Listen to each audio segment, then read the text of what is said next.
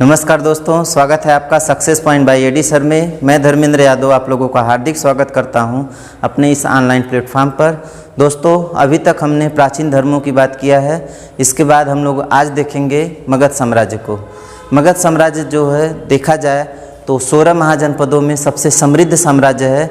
और यह मगध साम्राज्य जो है किसके द्वारा स्थापित किया गया है, या हम यह कहें कि इस मगध साम्राज्य को क्यों पढ़ रहे हैं, क्योंकि यह जो मगध साम्राज्य है 16 महाजनपदों में सबसे समृद्ध साम्राज्य था। इसलिए हम लोग क्या करेंगे, आज मगध साम्राज्य को पढ़ेंगे। मगध साम्राज्य में हम लोग देखेंगे तो 3 वंश रहेंगे। 3 वंश कौन कौन से रहेंगे, तो पहला हमारा हर्यक वंश रहेगा, दूसरा हमारा नाग वंश रहेगा, तीसरा हमारा कौन सा रहेगा, नंद वंश रहेगा। तो 3 वंश हमारे मगध साम्राज्य के अंतर्गत देखेंगे। इसके बाद जो है देखेंगे तो हमारा मौर्य साम्राज्य आ जाता है, जो कि एक आपका बहुत ही समृद्ध साम्राज्य होगा, जो कि मगध साम्राज्य को बहुत ऊंचाइयों पर पहुंचाने का कार्य करेगा। तो आज हम लोग जो है क्या करते हैं, मगध साम्राज्य को देखते हैं। तो सबसे पहला प्रश्न बनता है कि बताइए मगध साम्राज्य का सबसे पहले उल्लेख कहाँ पे मिलता है। तो इसका सबसे पहले उल्लेख कहाँ पे मिला है, तो सबसे पहले उल्लेख कहाँ पे मिला है, अथर्ववेद में। अथर्ववेद में कहा गया है कि इस मगध साम्राज्य का जो संस्थापक है कौन है, बृहद्रथ। कौन है, बृहद्रथ। बृहद्रथ देखेंगे तो यह बृहद्रथ वही व्यक्ति है जिसका पुत्र कौन होता है, जरासंध। महाभारत में जिस जरासंध को दिखाया गया है, जिसको कौन मारा है या जिसकी हत्या किसने किया है, तो जिसकी हत्या किसने किया है, भीम के द्वारा किया गया था। और किसके निर्देश पर, तो कृष्ण के निर्देश पर इस जरासंध की क्या किया गया था, हत्या किया गया था। तो जरासंध उसी वंश का था। कौन से वंश का, बृहद्रथ वंश, या मगध साम्राज्य का जो संस्थापक है कौन है, बृहद्रथ। ठीक है। इस मगध साम्राज्य की बात करें तो मगध साम्राज्य के अंतर्गत कितने साम्राज्य हैं, तो 3 साम्राज्य को हम लोग देखेंगे। कौन कौन सा साम्राज्य, हर्यक वंश, नाग वंश और नंद वंश। कौन कौन सा, हर्यक वंश, नाग वंश और नंद वंश। इस 3 वंश को हम लोग शुरू से अच्छे से देखेंगे। तो पहला हमारा वंश कौन सा रहेगा, हर्यक वंश। कौन सा वंश, हर्यक वंश। तो हर्यक वंश में जो है पहला प्रश्न यह बनेगा कि बताइए इस हर्यक वंश का संस्थापक कौन है, अर्थात इस हर्यक वंश की स्थापना किसने किया है। तो इस वंश की जो स्थापना किया है किसने किया है, बिंबिसार ने किया है। कौन है हर्यक वंश का संस्थापक, बिंबिसार। बिंबिसार को श्रेणी कहा गया है। इस बिंबिसार का उपनाम क्या है, तो उपनाम क्या है, श्रेणी।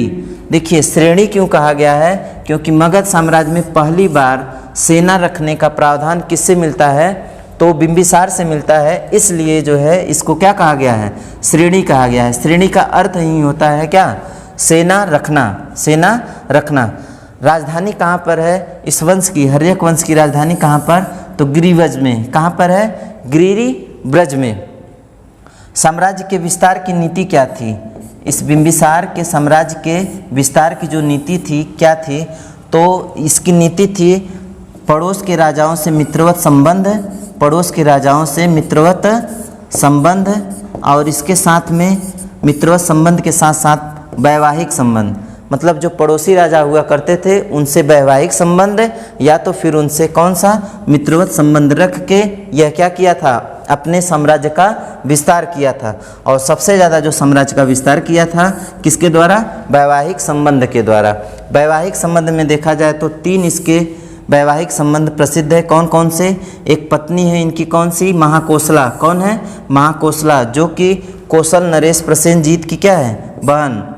कौशल नरेश प्रसेनजीत की बहन महाकोसला से पहली शादी है। इसके बाद देखेंगे तो दूसरी जो शादी है कौन सी है, चेलना। कौन है, चेलना। यह लिच्छवी नरेश लिच्छवी की राजकुमारी है कौन, चेलना, जिससे जन्म होता है किसका, अजातशत्रु का। जिससे जन्म होता है किसका, अजातशत्रु का। तो अजातशत्रु की जो माता है वो कौन है, चेलना। और एक कौन सी राजकुमारी है, क्षेमा। क्षेमा से जो है इनका क्या हुआ था, विवाह। तो 3 विवाह आप इनके क्या हैं, प्रसिद्ध हैं। कौन कौन से, एक तो पहला है आपका महाकोसला के साथ, दूसरा है आपका कौन, चेलना के साथ, तीसरा है आपका क्षेमा के साथ। तो सभी जो विवाह हुए हैं इनके किसके द्वारा हुए हैं, मित्रवत संबंध के कारण हुए हैं। इनका एक देखिए क्या था, राजवैद्य था, जिस राजवैद्य का नाम क्या था, जीवक। पूछा जाता है कि बिंबिसार का राजवैद्य कौन सा था, तो कहेंगे कि कौन था, जीवक। इस जीवक को देखेंगे तो एक चंड प्रद्योत नाम का जो राजा है, यह क्या था, पीलिया से बीमार था। किससे बीमार था, पीलिया से, पीलिया से बीमार था। तो इसकी दवा के लिए किसको भेजे थे, जीवक को भेजे थे। जीवक चंड प्रद्योत की क्या करता है, दवा करता है, और चंड प्रद्योत क्या हो जाता है, ठीक हो जाता है। जिससे खुश होकर यह क्या करता है, काशी को इनको क्या कर देता है, उपहार में दे देता है। कौन, चंड प्रद्योत। और यह जो जीवक है, जीवक को ही कहाँ पे भेजा गया है, बुद्ध की सेवा करने के लिए भेजा है। कौन भेजा है, तो बिंबिसार ने। इस बिंबिसार की हत्या देखिए कौन कर देता है, तो इसकी हत्या कर देता है इसी का पुत्र। कौन है, पुत्र अजातशत्रु। कहा जाता है कि अजातशत्रु, बिंबिसार क्या हो चुका था, वृद्ध हो चुका था, और अजातशत्रु इसको कहता है बार बार कि अब जो है हमको गद्दी पर बैठने दीजिए। तो बिंबिसार इस बात को मानने के लिए तैयार नहीं था, जिसका कारण यह हुआ कि अजातशत्रु ने अपने पिता की हत्या कर दिया, जिसकी वजह से इस अजातशत्रु का नाम क्या पड़ गया, कुड़िक। कुड़िक का मतलब होता है पिता की हत्या करने वाला, पिता की हत्या करने वाला।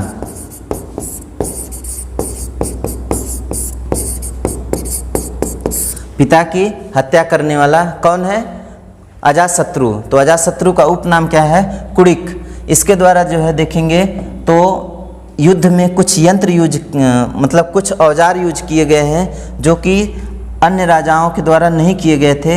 एक कौन सा है, तो एक है महाशिला कंटक, और दूसरा है आपका कौन सा, रथ मूसल। ये अलग प्रकार के आपके क्या है, औजार है या हथियार है, जिनका प्रयोग युद्ध में करता था कौन, अजातशत्रु। जहाँ पर हम लोग देखें बिंबिसार क्या किया था, अपने साम्राज्य का विस्तार किसके द्वारा किया गया था, मित्रवत संबंध के द्वारा।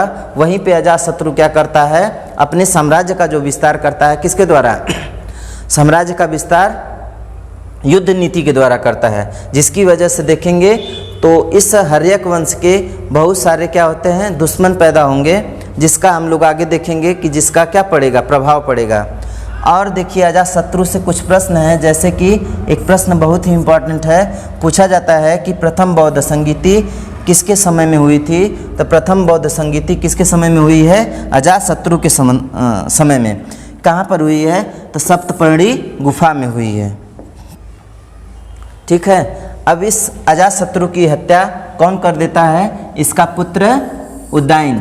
देख रहे हैं कि इस वंश में एक पिता की हत्या उसका पुत्र कर रहा है, और यह जो है एक क्रमिक रूप से चलता रहेगा। इसकी वजह से इस पूरे वंश को पितृहंता वंश भी कहा जाता है। हर्यक वंश को पितृहंता वंश भी कहा जाता है। तो उदयन क्या कर देता है, हत्या कर देता है अपने पिता अजातशत्रु की। और इसका उपनाम क्या है, तो उदयभद्र। क्या नाम है इसका, उदयभद्र।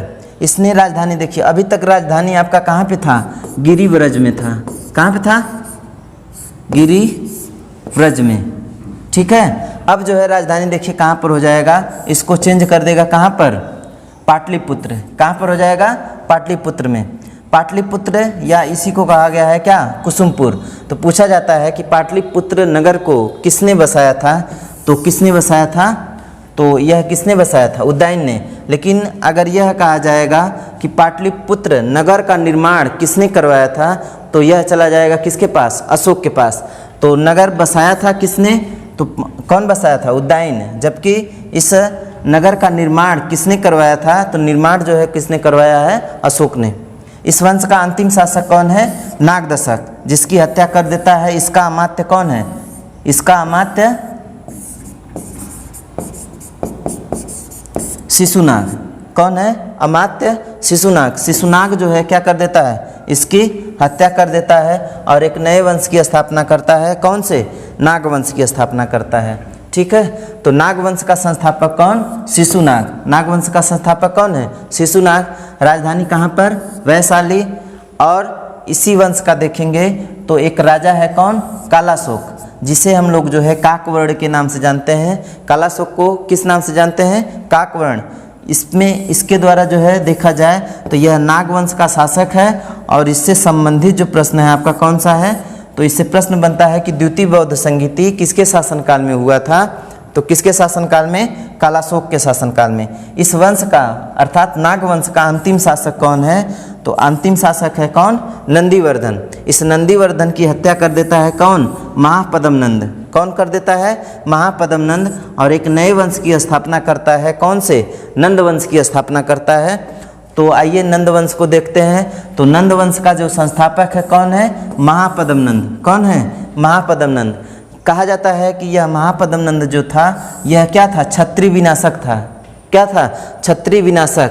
अर्थात इसी को क्या कहा गया है, द्वितीय परशुराम भी कहा गया है। अर्थात यह जो महापद्मनंद है, महापद्मनंद क्षत्रियों का दुश्मन था। इसने उपाधि धारण की थी कौन सा, एक राट या एक छत्र की उपाधि धारण की थी। एक राट या एक छत्र की उपाधि धारण की थी किसने, तो यह किसने किया था, महापद्मनंद। कहा जाता है कि यह जो महापद्मनंद है, महापद्मनंद का जो मित्र थे कौन थे, पाणिनि, जिन्होंने व्याकरण की क्या किया है, रचना। तो प्रथम व्याकरण की रचना किसने किया है, पाणिनि। और पाणिनि कौन थे, तो महापद्मनंद के क्या थे, मित्र थे। इस वंश का अंतिम शासक, इस वंश का अंतिम शासक कौन है, घनानंद। घनानंद के पास देखेंगे तो यह जो महापद्मनंद जो अपने साम्राज्य को इतना बढ़ाया था, वह जो है घनानंद क्या किया, उस साम्राज्य को सुरक्षित नहीं कर पाया। क्यों नहीं कर पाया, क्योंकि इसके पास क्या हो चुका था, बहुत ज़्यादा हम, और यह जो है भोग विलासिता में लिप्त हो चुका था, जिसकी वजह से इसकी हत्या कर देता है कौन, चंद्रगुप्त मौर्य। यह जो चंद्रगुप्त मौर्य है, चाणक्य की सहायता से घनानंद की क्या कर देता है, हत्या कर देता है। और देखेंगे इतिहास में एक नए वंश की स्थापना हो जाएगी, कौन से वंश की, मौर्य वंश की। तो उम्मीद है कि यह जो मगध साम्राज्य है आपको पूरी तरह से समझ में आया होगा। अगले वीडियो में हम लोग मौर्य साम्राज्य की बात करेंगे। मिलते हैं अगले वीडियो में, तब तक के लिए धन्यवाद।